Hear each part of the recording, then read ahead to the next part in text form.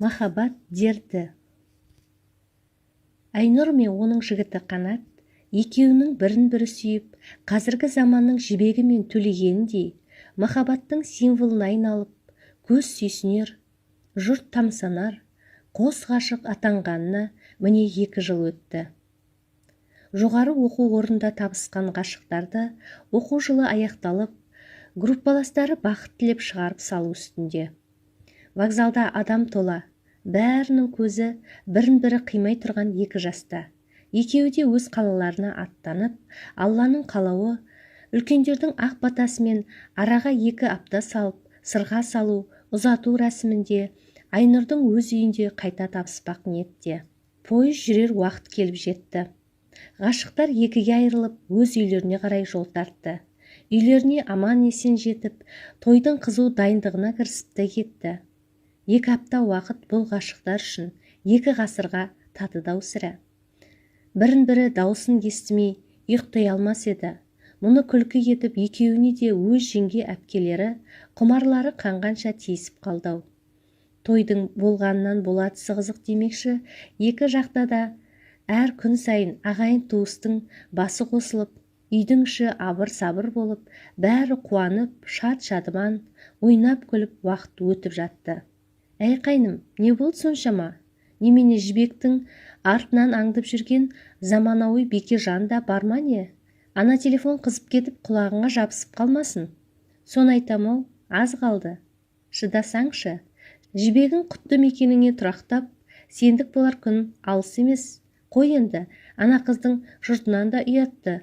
Тыныштық берсеңші, деп жеңгелері түрткілеп қойған соң, екеуінің де телефондары аз уақытқа болсын демалып, ыстығы басылдау шамалы.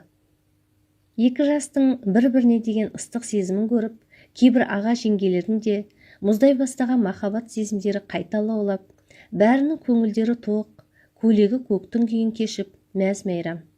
Әне-міне дегенше, той күні келіп жетіп, жігіт жақ салт дәстүрмен қыздың ауылына барып, сырғасын салып, қалың малын беріп, қызды өз ұясынан ұшырып, құтты мекеніне алып кетті.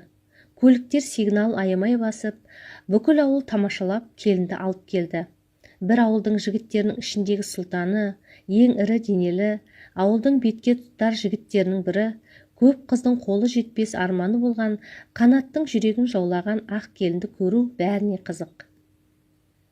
Төлегенге қол жеткізе алмаған біраз қыз көрпе астында бұлқан-талқан болып, көз жастарын көл еткені ауылдың келіндеріне мәлім. Әулеттің үлкен әжесі келіннің басына ақ орамалын жауып, ақ босағадан ақ келінді аттатып, шымылдығына кіргізді. Үлкен әулет болған соң, келіп жатқан ағайын туыстың санында есеп жоқ. Жеңгелер көрімдік жинап, қанжығалары майланып, шапқылап жүр. Жібек десе жібектей ақ, көркі бар, Айнұрдың жылы жүзді шырайымен қоса, әр кірген адамға орнынан тұрып құрмет көрсеткен көркем мінезі жұртшылықты тәнті етті. Бәрінен де осы үйдің үлкен келіні, Қанаттың ағасы, Қайраттың жары, Ғазизаның қуанышында шек жоқ. Жаңа келінді жібекке теңеп, енді жұрт Ғазизаға көшті. Ей Назым, Қанаттың анасы, маңдайыңа біткен бағың 5 екен. Келіндерің бірінен бір өткен сұлу. Сұлулығын қойшы, үлкеннің жолын кеспейтін, үлкеннің алдында сөз бастамайтын, көрген адам сүйсінер мінездерін айтсаңшы. Мына үлкен келініңе ризамын. Әр келгенде қабақ шытпай, жүзінен нұр шашылып, алдымызға барын үйіп төгіп әкеліп, қас қағым сәтте дастарханды жайнатып жібереді. Айналайын, өсіп өне беріңдер. Міне жаңа ғана кіші келінің де өсіп өнген жерін көріп қайттық. Өте тамаша кісілер екен. Алла қаласа, кіші келінің де Ғазизаның артынан еріп, үлкендердің алғысын алып жүре берсін. Абыр-сабыр болып, әні-міні дегенше тойда өтті. 2 жас Алла алдында, заң алдында некелерін қиғызып, ерлі-зайыпты атанды. Тәрбиелі, еңбекқор Айнұрға келіндік өмірдің бастамасы аса қиынға соққан жоқ. Ерте тұру оның бұрыннан келе жатқан ұстанымы. Ауылдық жер, қызу тіршілікке қаланың қызы бірден көсіле кетті. Жоқ деген сөз аузынан шыққан емес. Назым ескінің адамы болған соң, салт дәстүр, ырым тыйымдарды берік ұстанады. Келіне аналық ақылын байыппен айтып, жүрекке жылы қонатындай жайпақ тілмен әдемі жеткізді.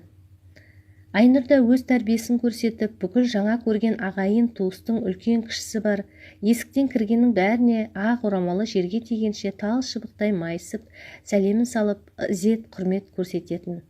Бұл жолда есіктен кірген жап-жас сұлу бойжеткенге күлімдеп иіліп сәлемін салды. Жаным-ау, маған сәлем салмай-ақ қой, мен Қанаттың сыныптасымын, әрі алғашқы махаббаты боламын. Ренжімеші, әзіл ғой, қалай үйреніп қалдың ба? Мен мына көрші үйдің қызы боламын, есімім Назерке. Танысқаныма қуаныштымын, мен Айнұр боламын, келіңіз. Назым апа үйде ма?